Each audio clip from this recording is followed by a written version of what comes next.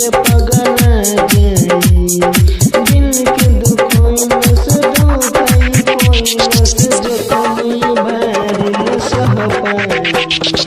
प्यार के नाम भुला जाई, कबड्डी खेल के पगला जाई। डीजे मिठू राजा पटसोनी।